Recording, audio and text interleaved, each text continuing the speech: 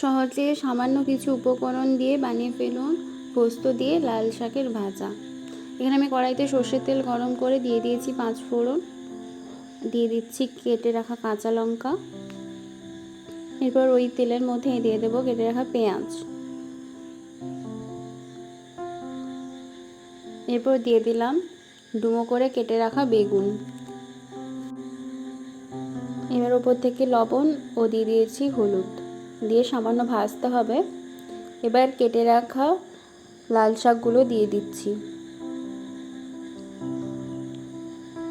এবার ছোটো করে কেটে নিতে হবে। এবার আমি এর মধ্যে দিয়ে দিলাম ঢাকা, যাতে ভালোভাবে সেদ্ধ হয়ে যায়। দেখতেই পাচ্ছেন ভালোভাবে সেদ্ধ হয়ে গেছে। উপর থেকে সামান্য চিনি দিয়ে দিলাম, দিয়ে ভালোভাবে নাড়াচাড়া করতে হবে। এবার এর মধ্যে আমি দিয়ে দিলাম পোস্ত। বেশ কিছুক্ষণ ভাজতে হবে। এইভাবে ভাজতে ভাজতে পোস্তটাও ভাজা হয়ে যাবে আর শাকটাও ভালোভাবে সেদ্ধ হয়ে যাবে।